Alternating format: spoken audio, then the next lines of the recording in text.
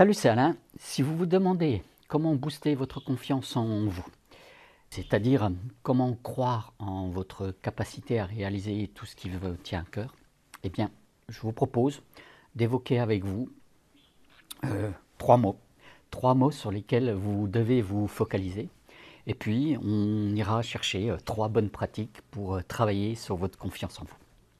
Mais avant de détailler tout cela, si vous êtes nouvelle ou nouveau sur cette chaîne, sachez que j'y partage du contenu pour apporter plus d'idées, plus de bonnes pratiques, plus de stratégies, pour mieux orchestrer votre quotidien, mieux orchestrer vos projets, mieux orchestrer votre entreprise, et ainsi vous permettre de mieux diriger votre business et votre vie. Alors je voudrais vous partager tout d'abord ma conviction sur la confiance. En fait, je crois qu'on se trompe sur la notion du quand vis-à-vis de notre confiance. Car finalement, la confiance en soi n'est pas une question de quand, ou de façon plus précise, je dirais que la confiance ne vient pas après. On n'a pas plus confiance une fois que les choses sont faites. En fait, c'est totalement l'inverse. Nous devons croire aujourd'hui en ce que nous allons réussir à réaliser aujourd'hui, demain ou dans le futur. Et le switch, justement, consiste ici à se donner de la valeur, à croire en soi, à croire en ses capacités. C'est pour cela que je vous invite à vous focaliser au présent sur trois mots. La valeur, la capacité et le futur. Si on ne croit pas à notre propre valeur, à avoir de la valeur, on ne peut pas avoir confiance en soi. Si on ne croit pas en ses capacités de faire, de réaliser, finalement, pareil, on ne peut pas avoir confiance en soi.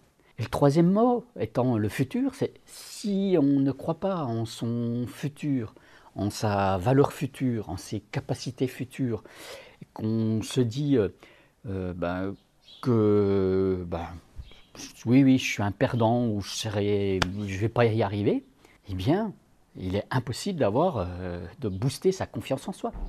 En fait, tout est une question de perception, comme d'habitude, sur là où on sera dans le futur et non là où on en est aujourd'hui.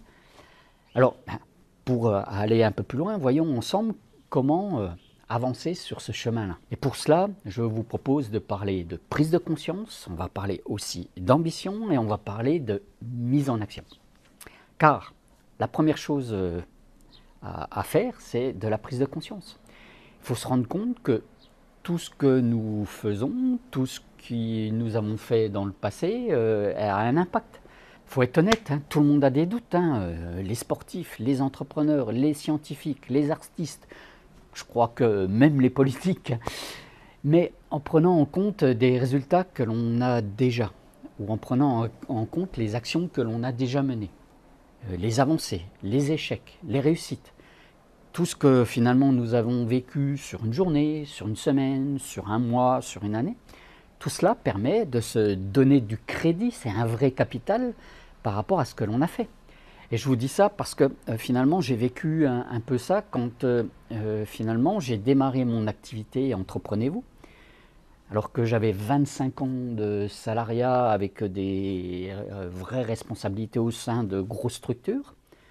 J'ai pensé que parce que je me lançais dans l'entrepreneuriat, je devais repartir de zéro. Alors avec le recul, c'est une vraie erreur que j'ai commise.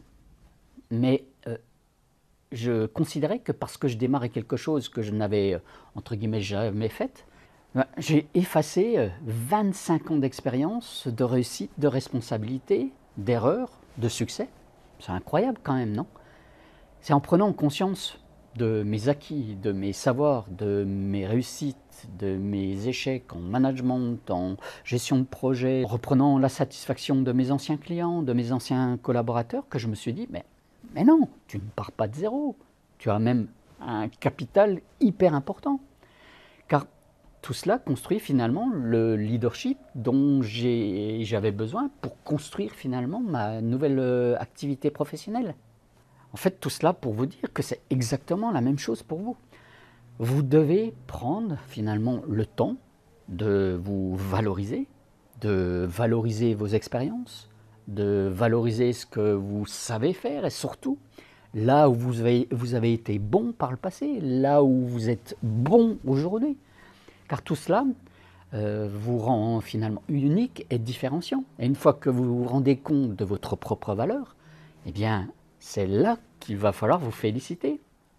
De vous féliciter sur le chemin que vous avez déjà parcouru jusqu'à maintenant, de ce que vous êtes en train de créer, même si il y a la petite voix intérieure là, qui vous donne l'impression de ne pas aller assez vite, de ne pas être aussi loin ou aussi bon que ce que vous le souhaitiez.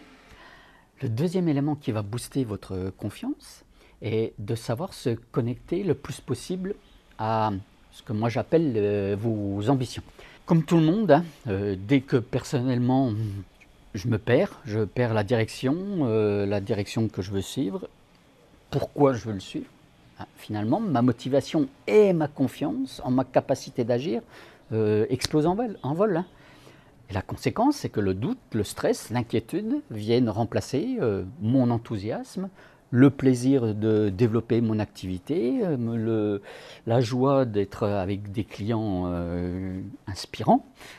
Et la meilleure solution pour contrer finalement tout cela est de se remémorer chaque jour ce à quoi nous voulons aboutir, en termes par exemple de projet, en termes d'envie, en termes d'expérience, en termes de croissance, de changement. C'est un peu comme être un grand enfant qui chaque matin se dit voilà qui je veux être quand je serai grand.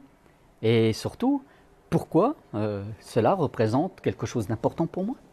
C'est d'ailleurs pour ça que je parle beaucoup des habitudes dans mes contenus, dans mes accompagnements.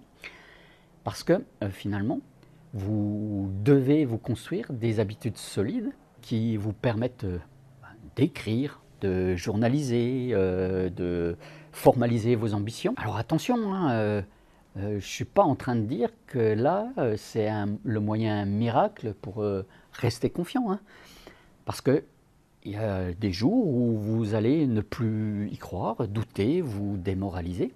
C'est normal. Mais le but ici, c'est un peu comme apprendre finalement à faire du vélo. Pour faire du vélo, d'abord il faut monter sur le vélo, déjà. Hein. Ensuite, il va falloir appuyer sur les pédales pour commencer à rouler, faire en sorte de ressentir la mise en équilibre, tenir le guidon droit pour ne pas aller dans le fossé, là, et puis répéter sans cesse tous ces mouvements jusqu'à ce que ça devienne facile, évident, naturel. Eh bien, c'est exactement la même chose sur vos habitudes et prendre des habitudes pour journaliser. Mais bon, est-ce que écrire, visualiser un futur inspirant suffit pour avoir confiance en ses capacités à les réaliser? Bien, ça suffit pas. En fait, c'est pour ça qu'on doit passer à la troisième partie, qui est le passage à l'action. Pour faire un pas vers notre but, pour apprendre de nouvelles choses nécessaires à sa réalisation, pour accepter de se tromper de chemin, de faire marche arrière ou de changer de direction, pour faire aussi en sorte d'évaluer nos avancées, de les recalibrer en décidant quelles actions il faut ajouter, supprimer, augmenter, diminuer, continuer. En fait, c'est tout cela qui donne de la valeur à ce que nous faisons, à ce que nous obtenons et surtout à ce que nous sommes. C'est ce qui accroît notre confiance en notre capacité à avancer et qui permet de nous construire petit à petit là, ce futur qui nous inspire tant. En fait, là, on retrouve tout simplement les trois mots dont je parlais précédemment. Allez, cela m'intéresse de savoir ce que vous pensez de ce contenu. Et, qu'est-ce qui vous a le plus interpellé? Donc, n'hésitez pas à me dire tout ce que vous en pensez. Hein.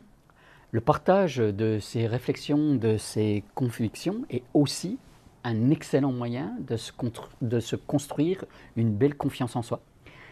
Donc, n'hésitez pas à partager tout cela. Là.